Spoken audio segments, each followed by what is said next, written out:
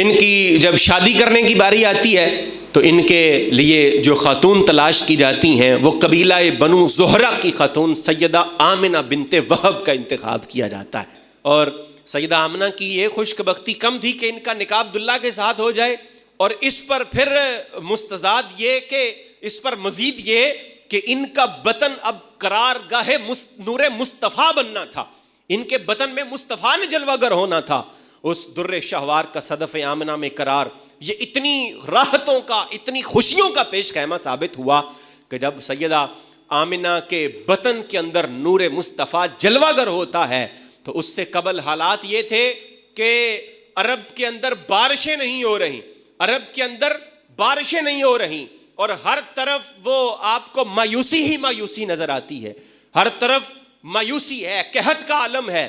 لیکن جب اللہ کے حبیب صلی اللہ علیہ وآلہ وسلم کا نور وہ بطن آمنہ کے اندر آتا ہے، رحم مادر میں آتا ہے، تو اب اس سال کا نام سنۃ الفتح والابتہاج پڑ جاتا ہے. یہ خوشیوں کا سال ہے، یہ کامرانیوں کا سال ہے، یہ شادابیوں کا سال ہے. اس سال میں میرے مصطفیٰ نے اس دنیا کے اندر جلوہ گر ہونا ہے. ہر طرف رونقیں لگ جاتی ہیں، ان خوشیوں اور ان بہاروں نے ہر طرف اپنے جلوے بکھیرنے شروع کر دیے. لیکن اللہ رب العالمین کی طرف سے جو یہ خوشیاں آتی ہیں، بہاریں آتی ہیں، ان کی بھی ایک مدت ہوتی ہے، ایک ٹائم ہوتا ہے. یہ خوشیاں ایک مرتبہ پھر بے وفائی کر جاتی ہیں، اور یہ ہوتا ہے جناب عبداللہ جو کہ قریش کے ایک قافلے کے ہمراہ تجارت کے لیے گئے تھے. وہ راستے میں طبیعت کی خرابی ہو جاتی ہے، آپ وہیں پر رک جاتے ہیں، وہاں سے واپسی نہیں ہو سکتی. آپ کے بھائی جناب حارث کو آپ کی خبر گیری کے لیے بھیجا جاتا ہے، لیکن تب تک حضرت عبداللہ کا انتقال ہو چکا ہے. یہ کیسی حسرت ناک موت ہے. وہ غریب الوطنی کا عالم، نہ رشتہ دار پاس ہیں، نہ ماں باپ ہیں، نہ آپ کا کوئی قریبی عزیز ہے، نہ چہیتی بیوی ہے. غریب الوطنی کے اندر حضرت عبداللہ جوان سال عمر، 18 سال کی عمر کے اندر، یہ ابھی نئی نئی شادی ہوئی ہے، اور اللہ رب العالمین کی طرف سے یہ پیغام آ جاتا ہے. جس طرح کسی نے کہا نا کہ محسن وہ شخص آنکھ سے اوجل ہوا نہ جب سورج تھا میرے سامنے اور رات ہو گئی. عبداللہ کی وفات کا سب سے دردناک پہلو یہ تھا کہ یہ سیدنا عبداللہ کی صرف وفات نہیں تھی، یہ نہیں کہ کوئی عام انسان ہے اس کا انتقال ہو گیا اور وہ دنیا سے چلا گیا، نہیں، بلکہ سیدنا عبداللہ کی وفات کا مطلب یہ ہے کہ میرے مصطفیٰ کریم صلی اللہ علیہ وآلہ وسلم دنیا میں تشریف آوری سے پہلے یتیم ہو جاتے ہیں. آپ یتیم ہو جاتے ہیں، باپ کا سایہ آپ کے سر سے اٹھ جاتا ہے. یہ اتنا بڑا نقصان تھا کہ عام لوگ اس نقصان کے بارے میں جانتے نہیں ہیں، انہیں نہیں پتا کہ یہ کس کیٹیگری کا، کس پائے کا نقصان ہے. لیکن آسمانوں پر موجود قضاء اور قدر پر مامور فرشتے اللہ کی بارگاہ میں وہ یہ التجا کرتے ہیں، یا الہنا و سیدنا سارا نبیوں کا بلا ابن فبقیہ من غیر حافظ و مربن. اے پروردگار، یا رب العالمین، اے ہمارے سردار، اے ہمارے الہ، تیرا پیارا حبیب، تیرا پیارا محبوب، اس کے سر سے باپ کا سایہ اٹھ گیا ہے. یا اللہ، وہ یتیمی کی منازل کیسے طے کرے گا؟ وہ کیسے اپنے معاملات کو بخوبی، نبوت کے معاملات کو بخوبی انجام دے گا؟ باپ کا سایہ اگر سر کے اوپر ہونا تو یہ سایہ بڑی نعمت ہوتا ہے. جن کا باپ دنیا سے چلا جائے ان سے کبھی پوچھو کہ تمہارے اوپر کیا بیت رہی ہے، تمہارے اوپر کیا گزر رہی ہے. لیکن میرے نبی صلی اللہ علیہ وآلہ وسلم کے والد گرامی ابھی آپ دنیا میں تشریف نہیں لائے، دنیا سے رخصت ہو جاتے ہیں. پھر بارگاہ الہی سے یہ جواب آتا ہے، اے فرشتو، تمہیں پریشان ہونے کی ضرورت نہیں ہے. انا ولیجہ و حافظہ و حامیہ و ربہ و عونہ و رازقہ فصلوا علیہ و تبرکوا باسمہ. اے فرشتو، تمہیں پریشان ہونے کی ضرورت نہیں ہے. میں نے اگر اس کو دنیا کے اندر بھیجا ہے تو اس کا ولی بھی میں ہوں، اس کا دوستگار بھی میں ہوں، اس کا محافظ بھی میں ہوں، اس کا رب بھی میں ہوں، اس کا مددگار بھی میں ہوں، اس کا پروردگار، اس کی تربیت کرنے والا میں ہوں، اس کو رزق پہنچانے والا بھی میں ہوں.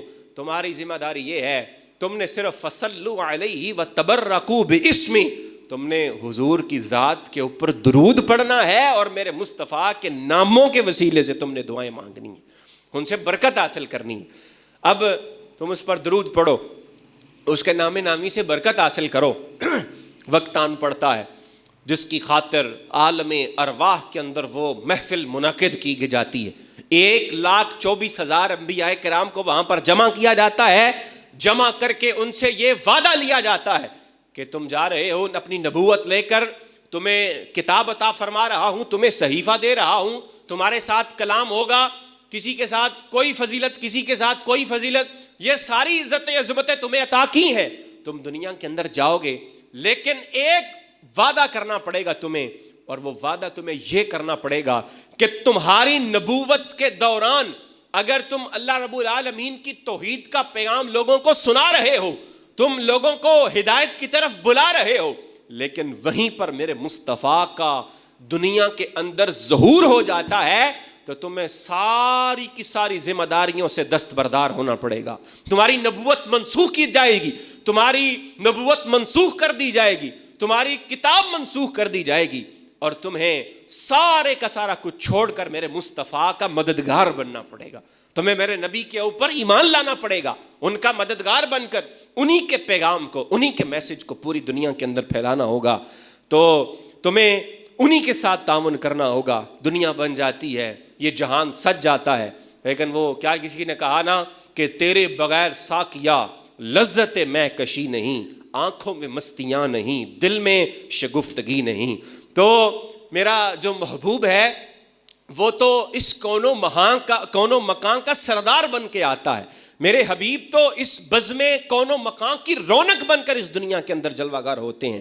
سجی سمری بارات ہو نا، اس کے اندر دلہا موجود نہ ہو تو وہ بارات خوبصورت نظر نہیں آتی، وہ بارات اچھی نہیں لگتی، لیکن جب دلہا اس بارات کی زینت بن جاتا ہے تو اس دن وہ دلہا اس بارات کو 4 چاند لگا دیتا ہے، اس بارات کی رونق دلہے کے ساتھ ہے۔ اسی طرح اس ساری کی ساری کائنات کے دلہا بنائے گئے ہیں میرے مصطفیٰ، یہ ساری کی ساری کائنات رسول اللہ صلی اللہ علیہ وآلہ وسلم کی ذات گرامی کے بغیر ادھوری نظر آتی ہے، یہ ساری کی ساری کائنات حضور کے بغیر اس پہ رونق نظر نہیں آتی، اس پر شادابی نظر نہیں آتی۔ اب یہ دیکھو میرے مصطفیٰ کریم صلی اللہ علیہ وسلم کی خاطر یہ دنیا بن گئی، حضرت آدم علیہ السلام سے لے کر نبی آ رہے ہیں، سارے کے سارے وہ آتے ہیں، آ کر مصطفیٰ کا انتظار بھی کر رہے ہیں، حضور صلی اللہ علیہ وآلہ وسلم کے لیے دعائیں بھی مانگ رہے ہیں۔ کبھی خلیل اللہ حرم پاک کے اندر کھڑے ہو کر دستے سوال دراز کر کر اللہ رب العالمین کے حضور یہ التجا کرتے ہیں، ربنا وابعث فیہم رسولا منہم یتلو علیہم آیاتک ویعلمہم الکتاب والحکمہ ویزکیہم۔ اے پروردگار، اب تو کائنات بن گئی ہے، اب تو تیرا کعبہ بھی بن گیا ہے، اب بھیجنا اپنے اس پیارے حبیب کو جس کی خاطر یہ سارے اہتمام کیے جا رہے ہیں، اب بھیجنا، جلوہ گر فرمانا اپنے اس پیارے نبی کو، اس نبی امی کو بھیجنا جو اس دنیا کے اندر آئے، تیری آیات پڑھ کر لوگوں کو سنائے، انہیں کتاب و حکمت کا سبق دے اور ان کو پاک کر دے۔ کبھی کلیم اللہ کی مجالس کے اندر میرے آقا کا تذکرہ ہو رہا ہے، کبھی روح اللہ اپنی امت کو جمع کر کے یہ نوید جاں فضا سنا رہے ہیں، وَمُبَشِّرًا بِرَسُولٍ يَأْتِي مِن بَعْدِ اسْمُهُ احمد۔ اے لوگو، میں تمہیں اس رسول کی خوشخبری دے رہا ہوں جس کا نام احمد ہوگا، اس دنیا کے اندر تشریف لائے گا۔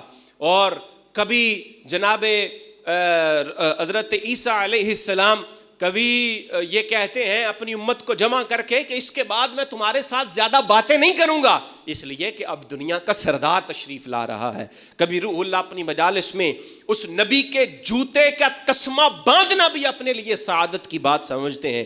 کیسا مبارک وقت ہوگا جب وہ آئے گا، اے محمد خدا تمہارے ساتھ ہو اور مجھے تمہارے جوتی کے تسمے باندھنے کے قابل بنا دے۔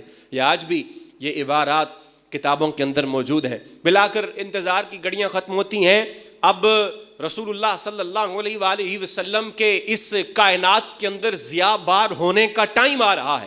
پیر کا یوم سعید ہے، 12 ربیع الاول کا دن، بمطابق 22 اپریل 571 عیسوی کی وہ مبارک ساعتیں ہیں۔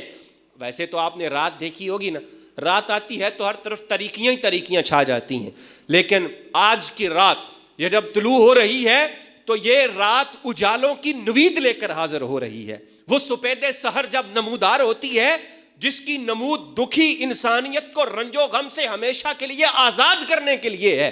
اب سارے کے سارے غمزدوں کو رضا مژدہ دیجئے کہ ہے, غمزدوں کو رضا مژدہ دیجئے کہ ہے بے کسوں کا سہارا ہمارا نبی. اب بے کسوں کے سہارا حضور تشریف لا رہے ہیں, بے چاروں کے چارے تشریف لا رہے ہیں, یتیموں کے والی تشریف لا رہے ہیں. اب نبی صلی اللہ علیہ وآلہ وسلم کا ظہور اس دنیا کے اندر ہونا ہے. اعلیٰ حضرت نے فرمایا جس سہانی گھڑی چمکا طیبہ کا چاند, اس دل افروز ساعت پہ لاکھوں سلام. اس ساعت کے اوپر لاکھوں سلام ہوں جس گھڑی پر میرے مصطفیٰ اس دنیا کے اندر جلوہ گر ہوتے ہیں.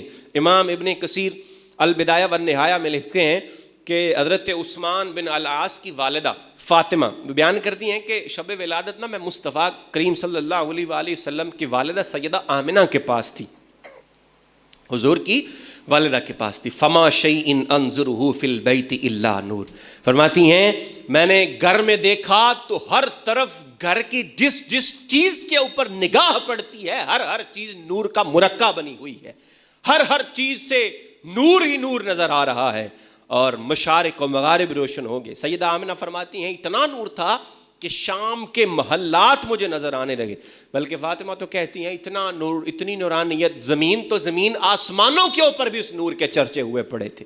اور فرماتی ہیں میں نے آسمان کی طرف دیکھا وَرَأَيْتُ النُّجُومَ تَدْنُو حَتَّى ظَنَنْتُ أَنَّهَا سَتَقَعُ عَلَيَّ. فرماتی ہے میں نے دیکھا نا آسمان کے ستاروں کی طرف تو مجھے یوں لگا اتنے جگمگ اور اتنے روشن, اتنے زمین کے قریب ستارے تھے, یوں لگا کہ جیسے یہ ستارے میرے سر کے اوپر آ گریں. جانے دو عالم کی ولادت ہوتی ہے, نہ جسم کے ساتھ کوئی غلاظت, نہ کوئی گندگی, نہ کوئی آلودگی, بدبو تک کا احساس نہیں ہوتا. حتیٰ کہ حضور علیہ الصلوۃ والسلام کی ناف کٹی ہوئی ہے, نبی صلی اللہ علیہ وآلہ وسلم ختنہ شدہ نظر آئے ہیں.